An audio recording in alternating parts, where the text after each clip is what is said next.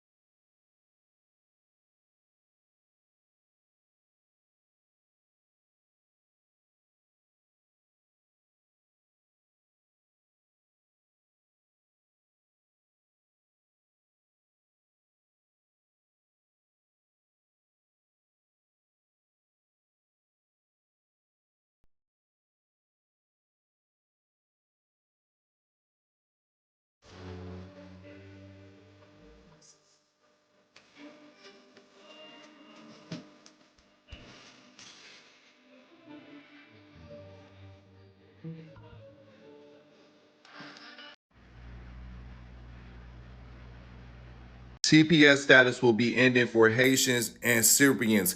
Yes, the Supreme Court will allow Donald Trump administration to move forward with cancellations of the TPS status for Haitians and Syrians. This was a majority 6-3. Justice Samuel Alito said that courts cannot override the federal government determination about TPS status.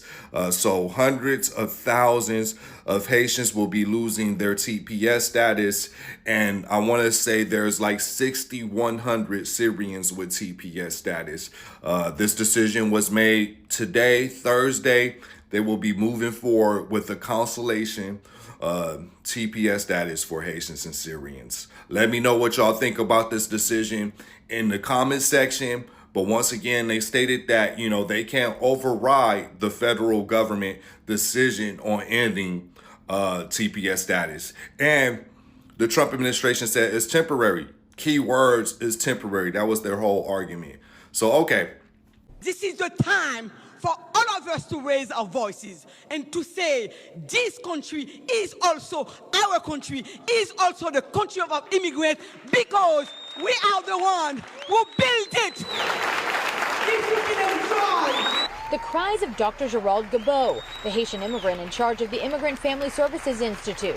She's reacting to the U.S. Supreme Court ruling Thursday that President Trump has the power to end temporary protected status for Haitian and Syrian immigrants, meaning some 45,000 Haitians on TPS in Massachusetts could be deported.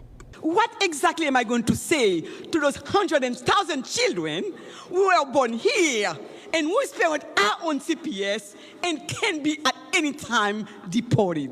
Haitians and Syrians are here on TPS because they fled war, gang violence, and hurricane wreckage. And I bring forth the voices of the Haitian community. We woke up this morning in fear of what that means. Family separation, deportation, and those are the realities. We have TPS holders who have been in this country calling the United States home for the past 10, 15, 20 years. They are our doctors, caregivers, attorneys, taxi drivers, the immigrants who keep these United States of ours moving. Today, the Supreme Court sent a blow to the community, to all immigrants, but we stand firm, undeterred, strong to let the community know and all immigrants know that we will not be defeated. Hi everyone, welcome and welcome back, and if you're new here, make sure to subscribe and hit the notification bell so that you never miss every conversation. So this channel we talk about your perspective and analyzing the culture conversation. Today we're going to dive into a major topic that has the internet talking, which is the leer unfiltered reactions about the President Donald Trump administration revoking the temporarily protected status for Haitian immigrants.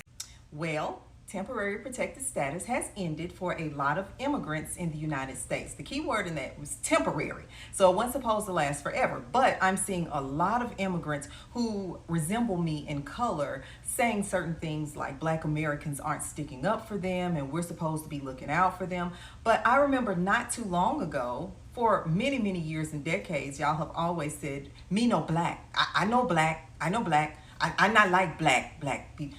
That's what you guys said forever. I remember it vividly. I remember y'all getting over here and getting all those grants and stuff that the Democrats gave you, you know, because they needed to use you, and they did. And you took those grants and you thought that made you better than Black Americans because y'all called us lazy and said why we can't do the same things that y'all doing because y'all getting over here and thriving, not knowing that they kept us from those very grants that they gave to you. Well, at this point, I want you to keep the same energy, okay? I would speak up, I would fight, but I'm too lazy, remember? And also, all skin folk ain't kin folk. Y'all made sure that we knew that all of these years because you always said, me no black. I know black. Oh no, I know black. So I want y'all to keep that same energy, okay? Now that the temporary protected status, that's over, remember, I know black. Okay, good talk. I'll talk to y'all later. It was temporary. You had temporary protective status. Temporary, as in not permanent, meaning for a period of time. What are we, guys, I don't get what we're all up in arms about. You guys were never citizens. You had time to get your citizenship.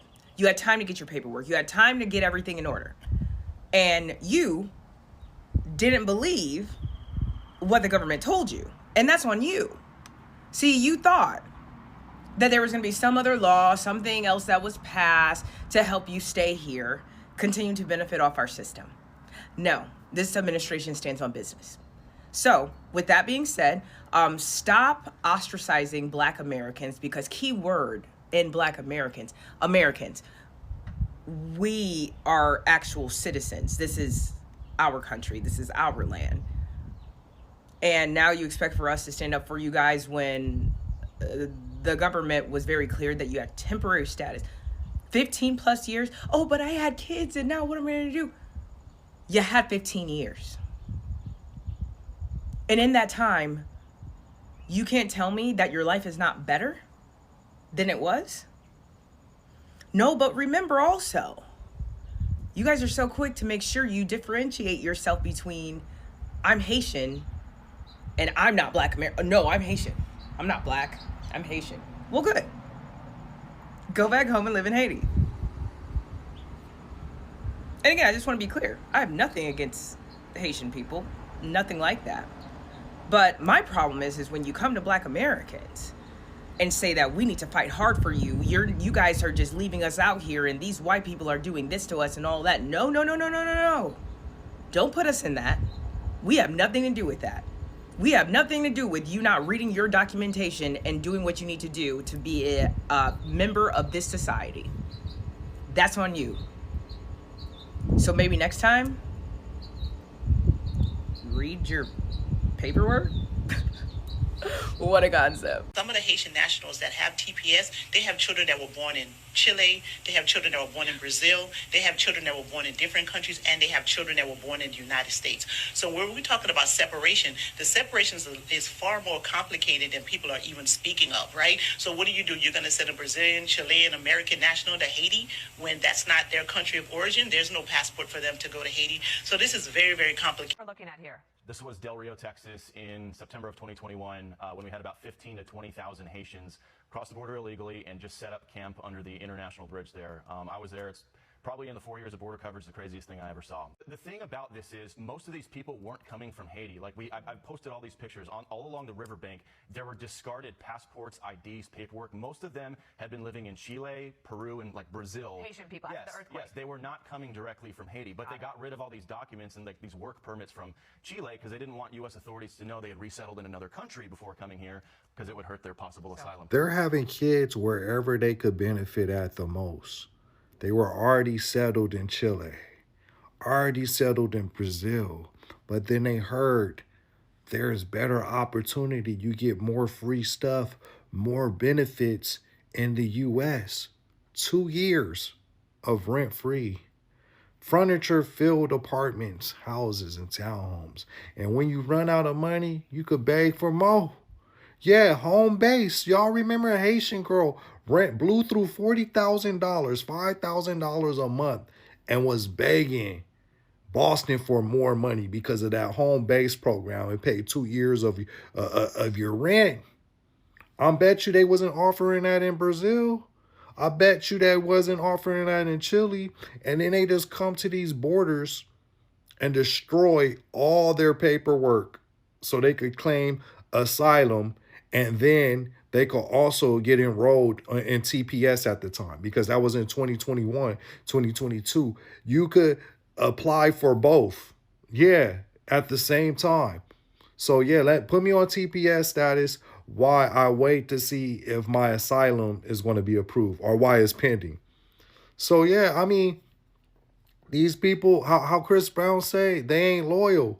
You already settled in one country. You was already settled with a worker's permit, with a passport. They took you in.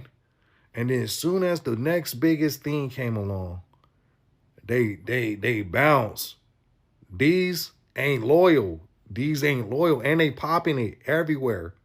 They having, you know how Ludacris had that song Pippin' all over the world? They having babies all over the world.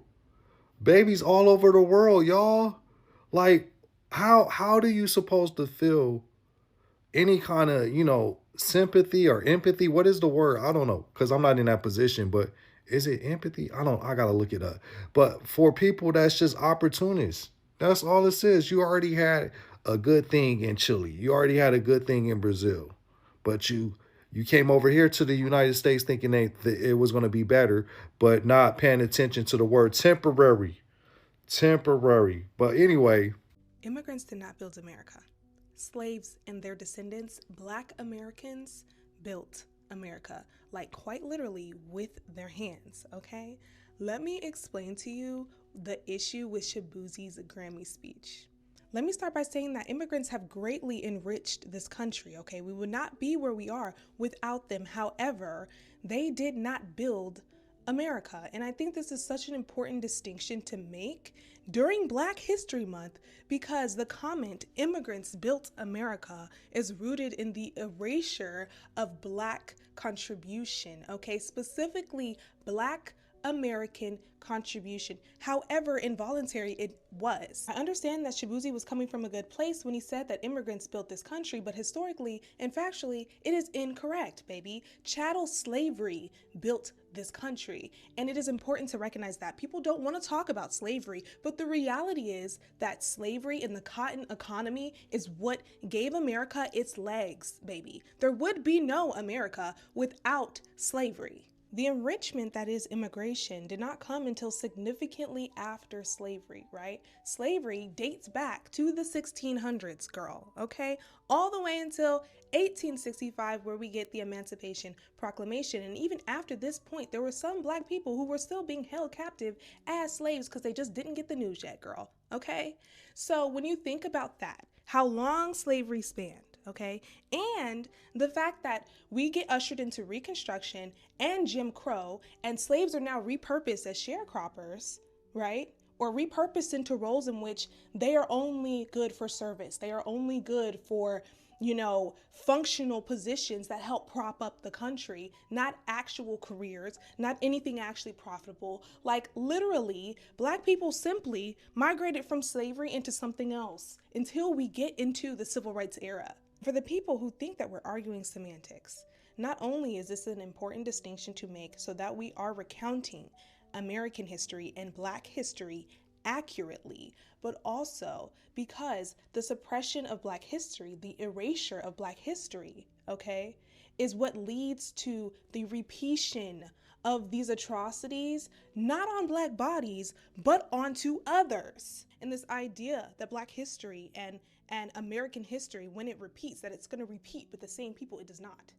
It does not. And I think we're seeing a little bit of the proof, but that will never, ever, ever change the fact that the biggest and greatest group affected by American history, affected by the American plight, and that actually built America is Black American descendants of slaves. Coming to the end of today's video, I want us to talk about something. As you have seen, the Haitian they didn't, actually work well with the Black Americans, and they didn't react well from what I have seen.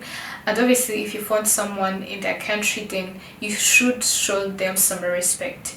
So as I'm closing, I hope you gained one or two things in the video, and if you gained so, I hope you make sure to subscribe so that you never miss one of the conversation. And so before I leave, I want us to thank the creators whose video that has been used, and I hope to see you in the next video. Have a good one. Thank you.